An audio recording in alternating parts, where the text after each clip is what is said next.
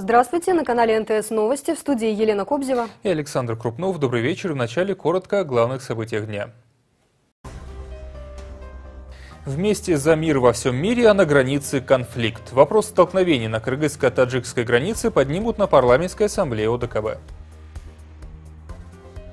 Громкие аресты Исакова, Кулматова, Артыкбаева сильных возмущений у сопартийцев не вызвали. Уголовное дело по модернизации ТЭЦ. Вопрос хозяйственный, а не политический. «Не укради». Сегодня эта заповедь стала едва ли не лозунгом флешмоба, организованного молодежью в столице против кражи невест. С оптимизмом так смотрит председатель КНР Си Цзиньпин на отношения между Кыргызстаном и Китаем. Сооронбай Жээнбеков уверен, что они выйдут на новый уровень.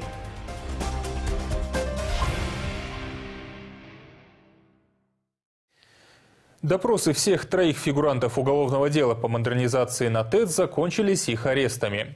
Сегодня утром стало известно, что депутата и экс-министра энергетики Осмонбека Артыкбаева также водворили в СИЗО ГКНБ. Отметим, в здании комитета накануне он провел более 6 часов. Кроме ответов на вопросы следователей, была проведена очная ставка между ним и экс-главой энергохолдинга Айбеком Калиевым. Напомним, еще вчера под стражу были взяты бывший премьер-министр Сапар Исаков на 2 месяца до окончания следствия и экс-мэр Кубанычбек Кулматов, которого заключили в СИЗО до конца июня. Они также проходят как фигуранты уголовного дела по коррупции при модернизации ТЭЦ. Всем троим предъявлены обвинения. В парламентской фракции СДПК пока каких-то громких заявлений по поводу задержаний сопартийцев не делают. Эксперты уверены, следствию стоит проверить и другие сферы деятельности государства. Там фактов коррупции будет достаточно для возбуждения новых дел. Прошедший вторник стал поистине черным для партии СДПК. ГКМБ задержала и взяла под стражу сразу 3 членов Политсовета. Первым о своем аресте узнал бывший премьер-министр Сапар Исаков. По делу о модернизации ТЭЦ его обвиняют в лоббировании интересов китайской компании, когда он занимал пост заведующего отделом внешней политики аппарата президента. До вчерашнего дня бывший чиновник находился под подпиской о невыезде. Но на вчерашнем допросе следствие озвучило планы об аресте. Первомайский суд спустя несколько часов поддержал ходатайство ГКНБ.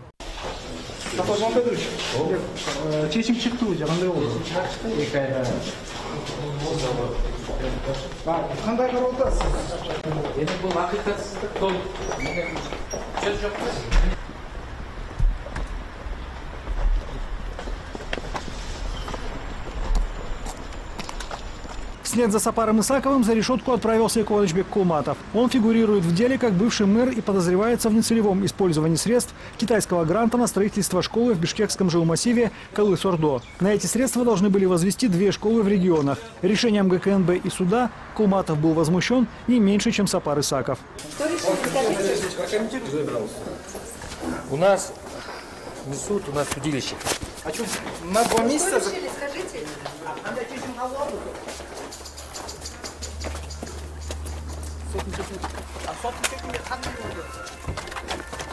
Закон у нас предусматривает основания, исключительно 2 основания, которые предусмотрены в Уголовно-процессуальном кодексе для изменения меры пресечения. Первое – это есть новое обвинение.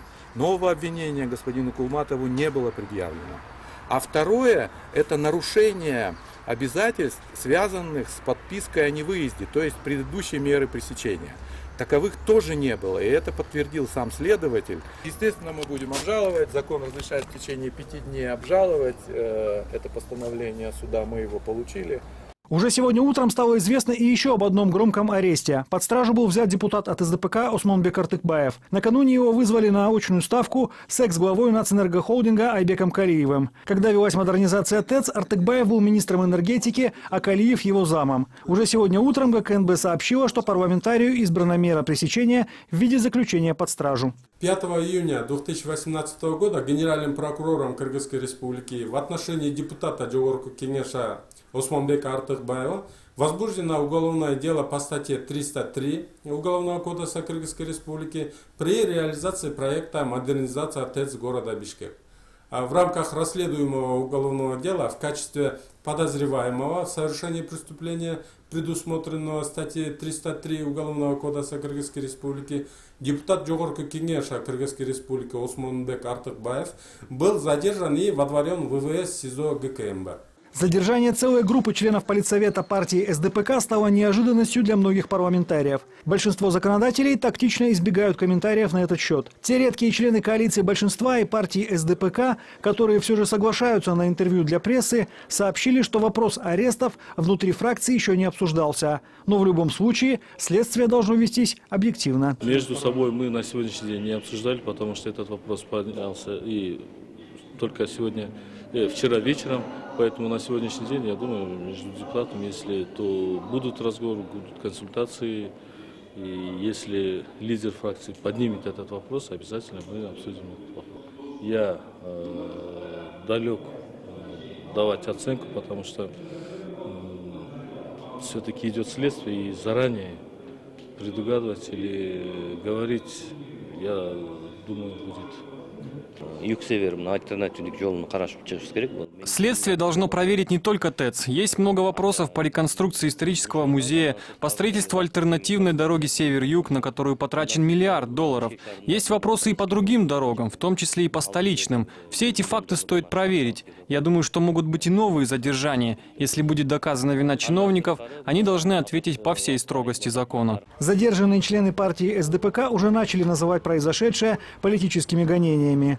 Но эти доводы эксперты считают необоснованными. Задержанные чиновники являются членами партии власти, а значит, политических причин в этом деле искать не приходится. Это скорее внутригосударственная чистка в рамках объявленной войны против коррупции. Задержанные говорят, что идет политическое преследование, какие-то меры, которые не соответствуют их деяниям. Но я думаю, если с их стороны были высказаны какие-то критические замечания, претензии в отношении существующей власти, то можно было бы это назвать политическим преследованием в определенной степени. Но то, что они не высказывали ни политической своей позиции, ни критических высказываний, а дело касается непосредственно вопросов, касающихся реконструкции ТЭЦ, это, думаю, соответствующее, что ли. И поэтому это называть политическим преследованием нельзя. Эксперты не исключают, что новые имена в этом деле действительно еще могут появиться. Как говорили члены депутатской комиссии, не менее 10 фамилий еще могут быть озвучены следствием. Среди них могут оказаться как бывшие и действующие депутаты, чиновники, так и подрядчики. Игорь Потанин, Алтынбек Каныбекулу, НТС. Не парламентский час, а день объявить в Джугурку-Кенеше по вопросу границ предложили сегодня депутаты, в течение которого нардепы намерены заслушать отчет соответствующих лиц не только по последнему инциденту, но и в целом рассмотреть, как продвигается работа по делимитации и демаркации кыргызско-таджикской границы. Напомним, в начале недели в Баткенской области пограничники Таджикистана на участке Максат пытались выгнать кыргызских граждан с территории футбольное поле, где они продавали фрукты и овощи. В ходе перепалки пограничники соседней страны стреляли в воздух.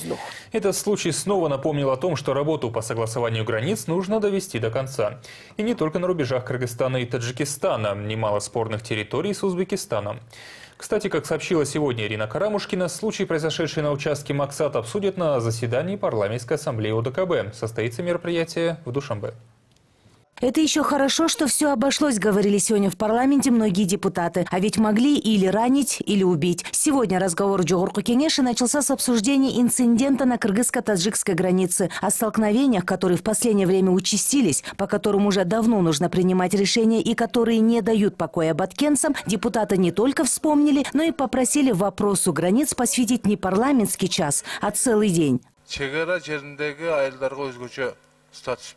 Предлагаю в июне, до того, как мы уйдем в отпуск, объявить правительственный день, на котором будет заслушан отчет по вопросам границ. Если необходимо, этот вопрос заслушать надо за закрытыми дверями, так как в нем будут затронуты отношения стран. Нужно знать, каким селам дадут статус приграничных. Если не будем обращать внимание, то ситуация будет только усложняться. Нужно выяснить, какова ситуация сейчас с делимитацией и демаркацией границы. Нужно заслушать информацию межведомственной комиссии, которая работала по демаркации границы с Таджикистаном. Так как есть государство, есть глава государства. Так как есть народ, есть народные избранники. У парламентариев свой спикер. Есть комитет по защите безопасности. Но, уважаемые депутаты, согласитесь, это не единственный случай. На границе они происходят часто. Последний раз незаконно проникли пограничники Таджикистана и нарушили покой наших граждан. Почему, как только люди начинают напоминать о себе, работа по делимитации и демаркации начинается? Неужели, чтобы этот вопрос решился быстрее, нужны страдания людей? Негизинен бул жерде комитеттик комиссия эмес, ошол жерде иштеген губернатордун ишмердүүлүгү болуп атат. В том, что на этом участке возникают подобные конфликты, ответственность также несет и губернатор Баткенской области. Он уже 3 года там работает. Что он сделал по предотвращению стычек или проводил ли разъяснительную работу? Губернатор должен был разрешить ситуацию, не доводя до правительства. А если бы тогда кого-то убили или ранили, это еще хорошо обошлось. Вопрос границ стоит остро. На эту должность нужен человек авторитетный, с огнем в сердце, понимающий вопросы границ.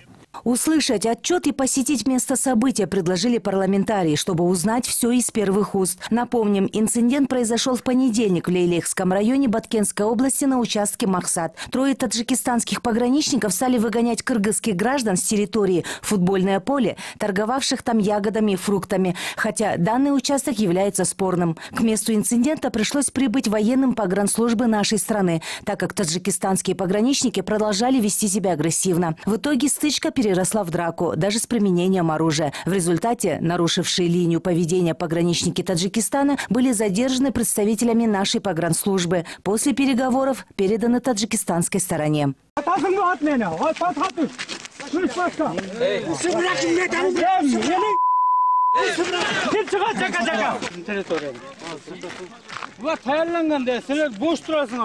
Конфликт не первый, но если не принять меры, будет не последним, сетовали сегодня депутаты. Кстати, произошедший случай обсудят в парламентской ассамблее Организации договора о коллективной безопасности. Как сегодня сообщила депутат Чугурку Кенеша Ирина Карамушкина, заседание состоится в Душанбе.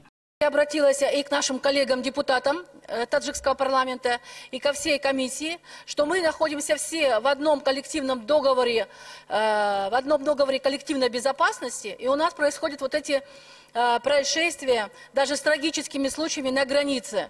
Как мы можем друг друга охранять и быть в безопасности, если у нас происходят вот эти мероприятия, в кавычках, на границах? И хочу отметить, что следующее заседание, комиссия услышала, парламентская ассамблея, и следующее заседание по данному вопросу будет поставлено на повестку и будет проходить в Душанбе. А по поводу парламентского дня, отметил Турага Джугурку Кенеша, решение будет озвучено в течение максимум 2 дней. На данный момент, отметил Дасан Жумабеков, кыргызско-таджикская граница под контролем. Работы разъяснительные продолжаются. Уважаемые депутаты, прозвучали предложения по ситуации в Баткенской области. Как мне известно, там и сегодня будут проводить встречи с населением. На следующей неделе парламент будет рассматривать отчет правительства. Кроме того, в июне запланированы 2 правительственных часа. Поэтому по данному вопросу, по регламенту, вначале должны рассмотреть предложения депутатов профильные комитеты Джугурку Кенеша и только потом внести на рассмотрение палаты. Отметим, протяженность рубежа между Кыргызстаном и Таджикистаном составляет почти 978 километров. Делимитировано чуть более половины – 580 километров. Только в Лейлехском и Баткенском районах насчитывается около 70 спорных участков. Эльнура Бекпасарова, Нурбек Капаров, НТС.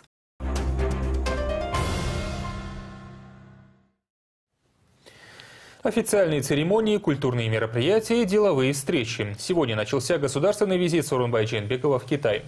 Президента в аэропорту Пекина встретил замминистра иностранных дел Китая Чжан Ханхуэй с ротой почетного караула. И первая официальная встреча нашего президента прошла уже сегодня с председателем КНР Си Цзиньпином. Лидер Китая отметил, что с оптимизмом смотрит на будущее кыргызско-китайских отношений, выступая за развитие плодотворного сотрудничества и создание благоприятных условий для совместной деятельности в духе многовековой дружбы.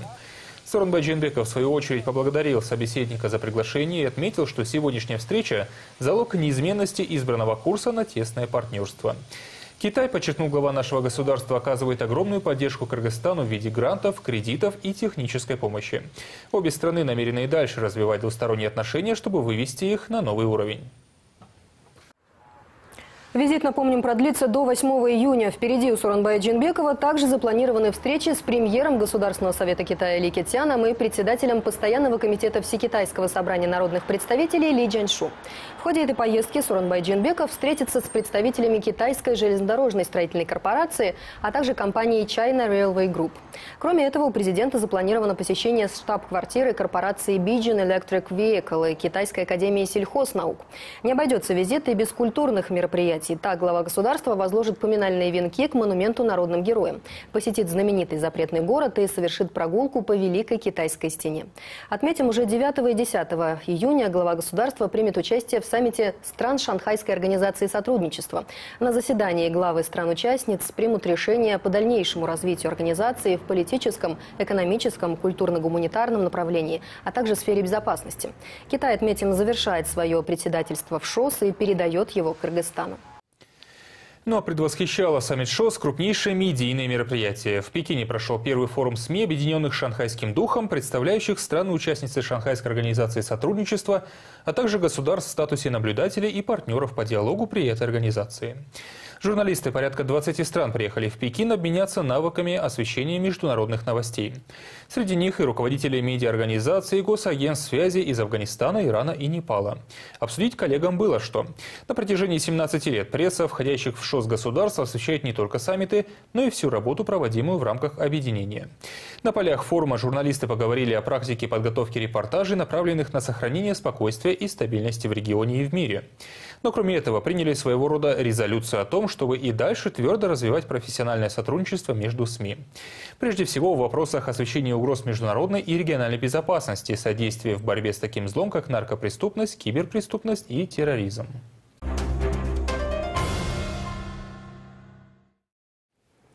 Сегодня врачи и правозащитники радуются тому, что деток с улучшением состояния перевели в детское отделение Сокулукской больницы. Там, говорят медики, им будет комфортнее и они быстрее пойдут на поправку.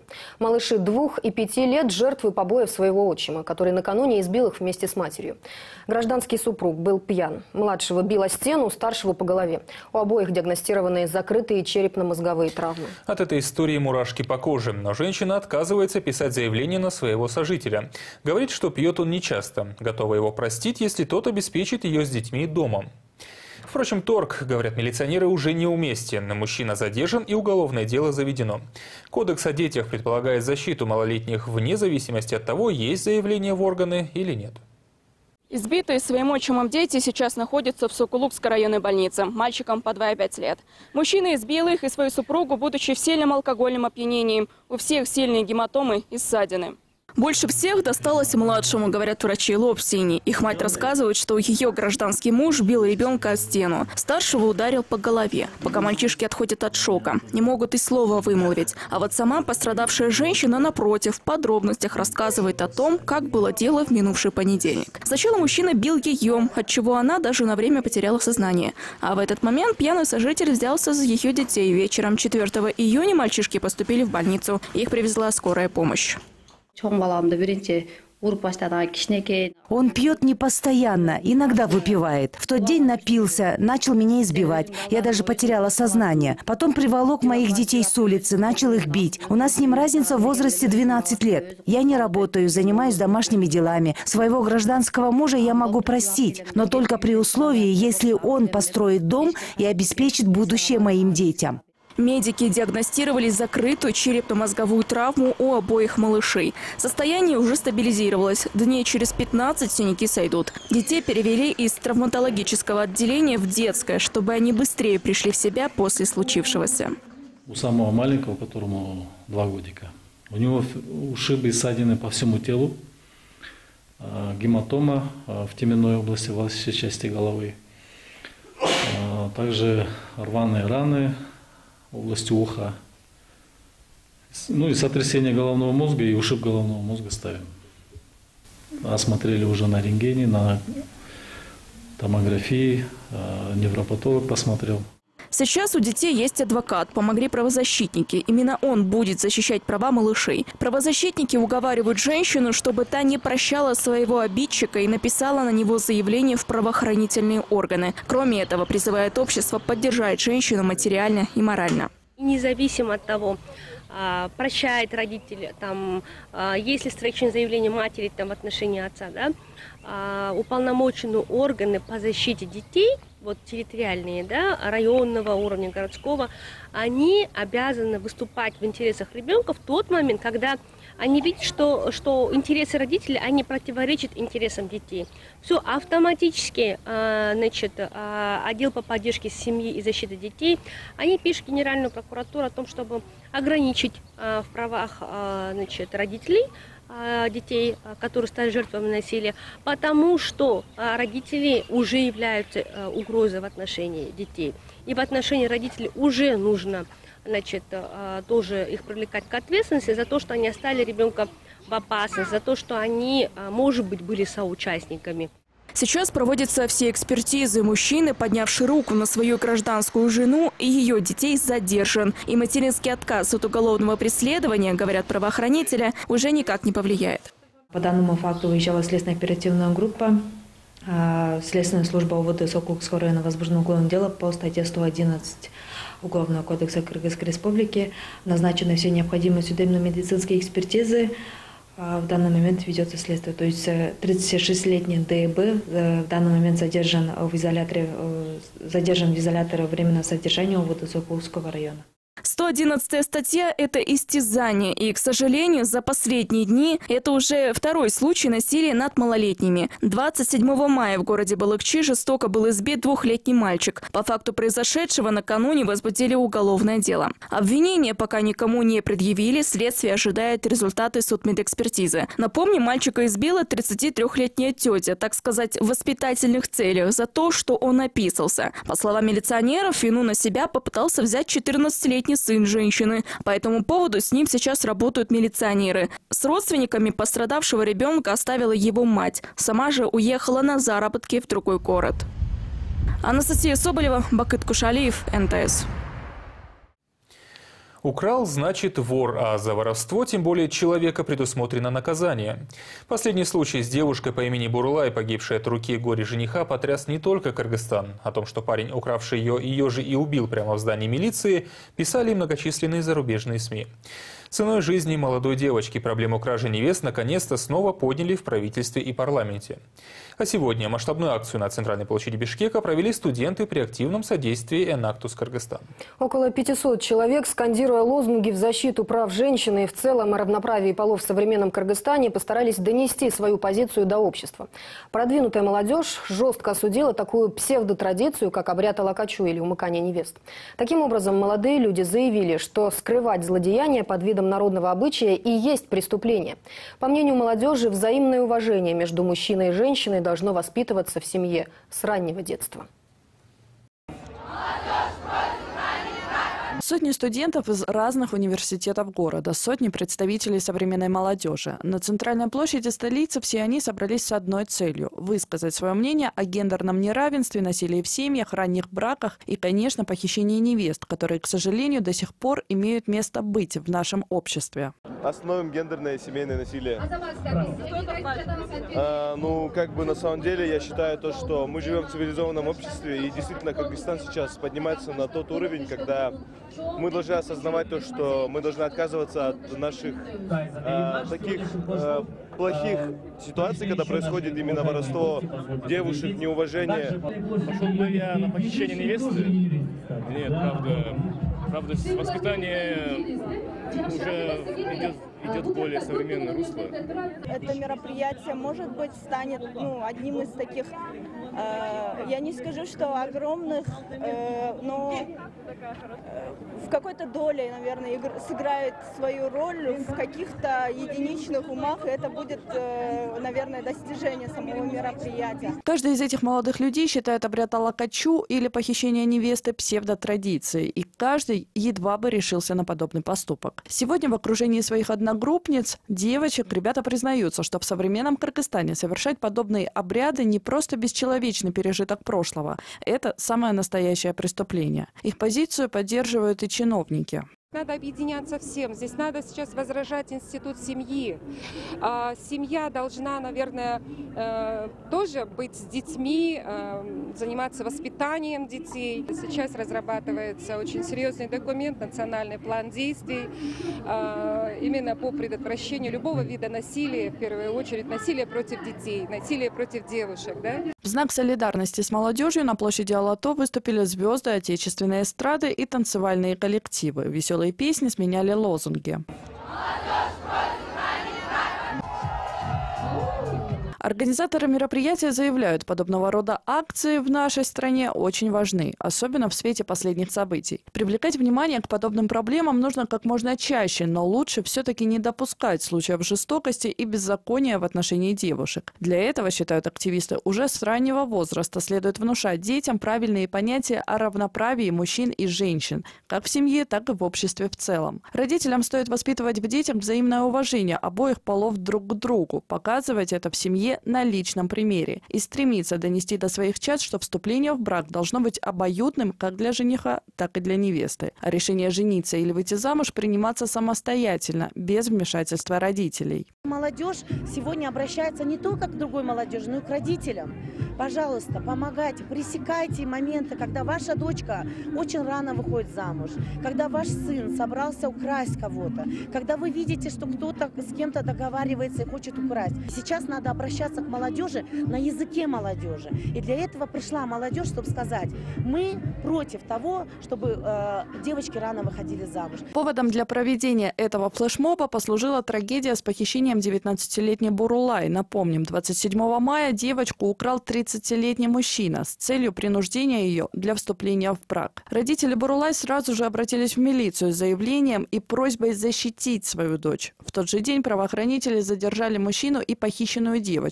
Доставили в отделение внутренних дел Джаильского района. Немногим погодя, 19-летняя девочка нашла смерть в этом же здании милиции. Укравший ее мужчина нанес ножевые ранения своей невесте, а после и себе. От полученных травм похищенная невеста скончалась. Убийца остался жив. Сабина Дамаскина, Владимир Кулбалдиев, НТС.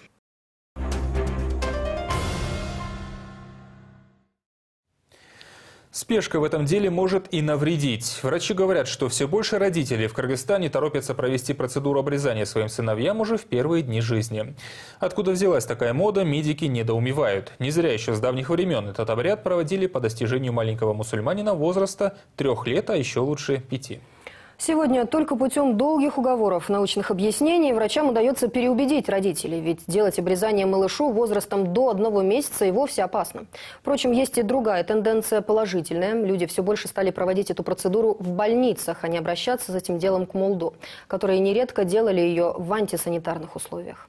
Процедура обрезания в Кыргызстане, где большая часть населения мусульмане, дело привычное. Еще в советские годы мужскую часть населения этому обряду подвергали традиционно в возрасте с 3 до 7 лет. В наши дни, по словам врачей, все больше родителей обращаются к ним с просьбой провести эту медицинскую манипуляцию их младенцу сразу же после его рождения. Но их пытаются переубедить. Но некоторые родители нам настаивают. Вот когда настаивают, мы только с месячного возраста, может быть, после полного обследования со всеми анализами, свертываемостью крови, какое состояние тромбоцитов, какое состояние анализов крови. После полного обследования только можем по настоянию родителей сделать с месячного возраста. Обрезание или по-научному циркумцизию в 3-й детской больнице Бишкека проводят ежедневно по 5-6 раз. Сама процедура занимает не больше 5 минут. Причем детям до 5 лет в Кыргызстане она проводится бесплатно. Наиболее оптимальный возраст с медицинской точки зрения с 3 до 5 лет. Раньше, да, действительно часто поступало когда молодой делает обрезание дома. Ну, таких случаев раньше было. Действительно, 5 лет назад очень много было. После обрезания там кровотечение проходили, сужение было. Но в последнее время редко поступает. Люди, видите, по телевидению показывают, что необходимо, что в стерильных условиях делает обрезание. Ну, это правильно. В кустарных условиях делает тоже, потому что, может, заражение может быть, понимаете.